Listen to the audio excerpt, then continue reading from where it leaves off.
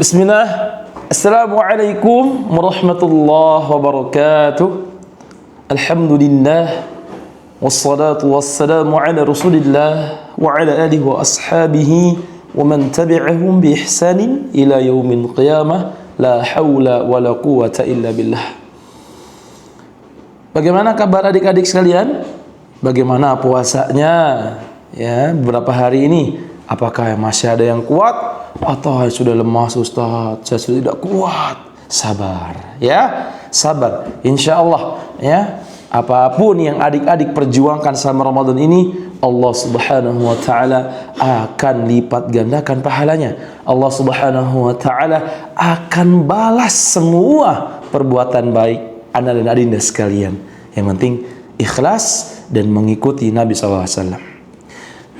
Baiklah, adik-adik dirahmati Allah Subhanahu wa taala. Sekarang kalau pertemuan kemarin Ustaz sudah bahas masalah lisan dan hati. Gimana? Sudah diamalkan belum? Ya, Ustaz harap sudah diamalkan ya, biar pahala puasa kita semakin maksimal lagi.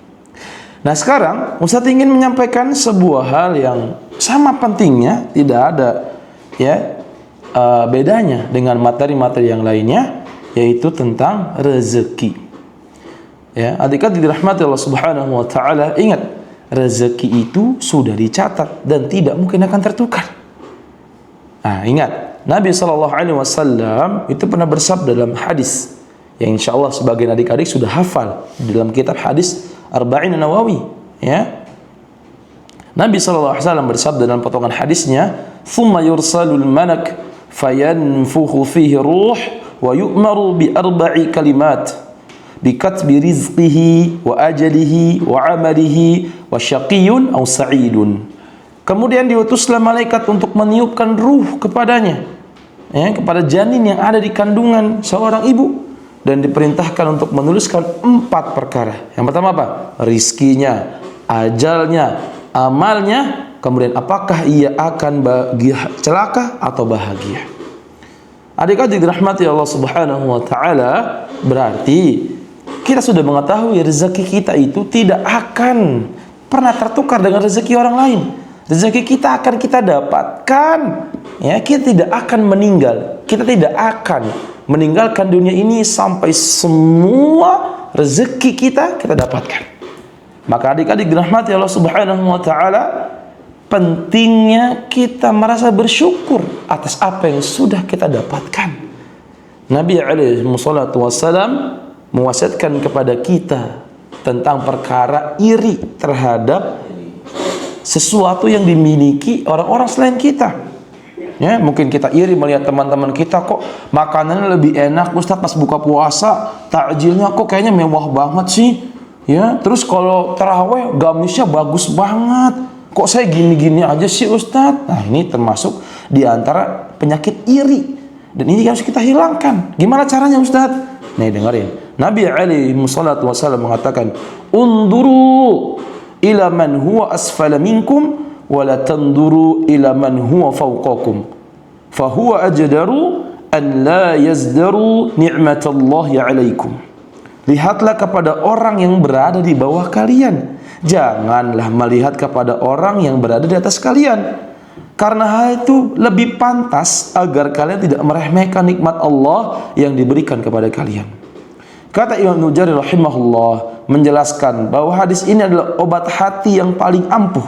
Kalau kita melihat teman-teman yang punya ya sesuatu yang mungkin lebih mewah dibandingkan kita, makanan lebih enak, pakaian lebih bagus, kendaraan lebih mewah, ya, mungkin kita akan sedih, kita akan terus kepikiran, ya. Bahkan na'udzubillah, kita akan berdoa kepada Allah agar nikmat yang ada di teman kita itu hilang dari dia. Na'udzubillah min dzalik.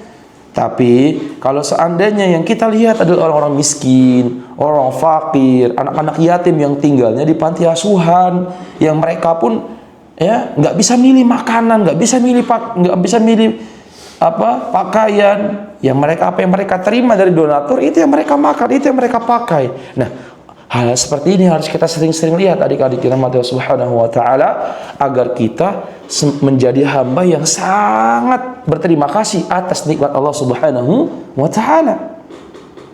Kemudian Nabi alaihi wassalatu wassalam juga mengatakan rezeki itu ya mengajar kita, bukan kita yang ngajar rezeki sebenarnya. Kata Nabi SAW, "Lau anna bani Adam harba min rizqihi kama yahrubu minal maut, la adrakahu rizquhu kama yudrikuhul maut." Seandainya anak Adam lari dari rezekinya sebagaimana ia lari dari kematian, niscaya rezekinya akan mengejarnya sebagaimana kematian akan mengejarnya. Jadi apa?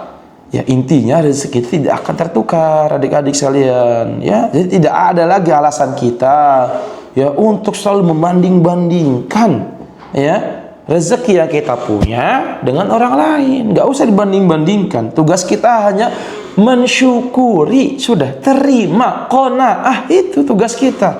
Ya, bukan sok-sok kita mengevaluasi atau kita sok-sokan menilai pemberian Allah kepada kita. Kita siapa? Kita hanya seorang hamba. Tugas kita menerima apa yang Allah kasih, ya. Tugas kita adalah memaksimalkan apa yang Allah kasih. Untuk apa adik-adik? Untuk pamer? Bukan. Untuk gaya-gayaan, sombong-sombongan? Bukan. Untuk apa? Untuk mendekatkan diri kepada Allah Subhanahu wa Ta'ala. Itulah yang pada hakikatnya bersyukur di situ. Ya, membuat kita semakin dekat kepada Allah. Bukan justru membuat kita sombong, membuat kita menjadi angkuh, menganggap orang remeh atas apa yang kita punya. Na'udzubillahi min dzalik, tsumma na'udzubillahi min dzalik. Jadi, ya, anak-anakku yang dirahmati Allah Subhanahu wa Ta'ala, ya. Jadi apa yang bisa kita lakukan? Yang pertama, stop membanding-bandingkan. Sudah, gak usah banding-bandingin. Ya, bagi yang kaya ya sudah. Kalau emang kamu punya barang bagus, syukuri sudah. Tapi gak usah pamer. Gak usah sok-sok menunjukkan saya ini kaya, saya ini punya bisa beli ini, bisa beli itu, barang saya lebih mewah daripada kalian. Gak usah. Kemudian yang tidak mampu untuk membeli barang-barang mewah, ketahuilah, sabar. Dunia itu bentar doang, ya. Kalaupun nanti kita akan masuk surga, semua insya Allah apapun yang kita minta akan Allah kasih. Jadi nggak usah perlu khawatir atas apa yang kita dapatkan. Nabi Muhammad SAW meskipun beliau memiliki harta yang begitu banyak, tapi beliau menjauh dari hal-hal yang bersifat memamerkan, hal-hal yang bisa ya menimbulkan hati yang sombong. Nabi hindari itu. Nabi tinggal di rumah yang kecil, bahkan lantainya tidak di keramik, bahkan dindingnya cuma pelepah kurma.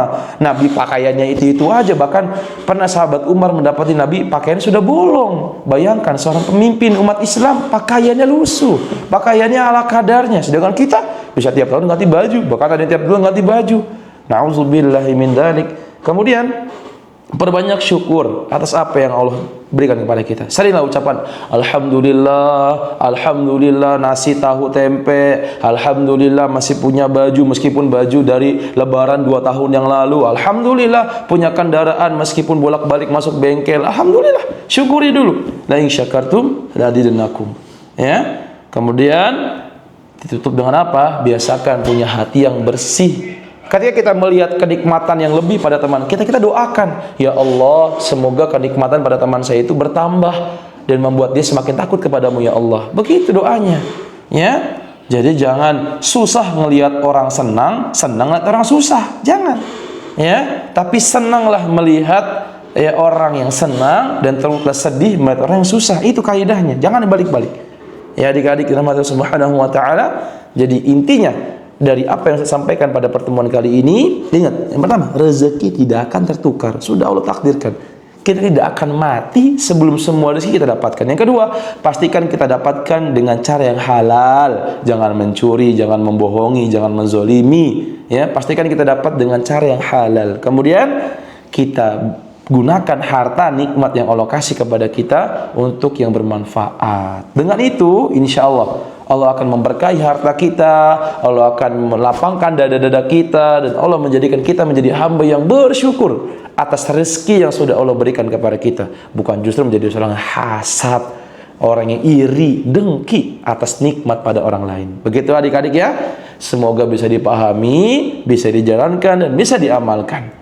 Terima kasih, syukran, jazakumullah khairan, wa barakallahu fikum yang sudah mendengarkan. Sampai jumpa di pertemuan berikutnya. Wassallallahu Nabi Muhammad wa ala alihi wa ashabihi wa sallam. Subhanaka rabbil izzati amma yasifun. Wassalamun ala mursalin. Walhamdulillahi rabbil alamin.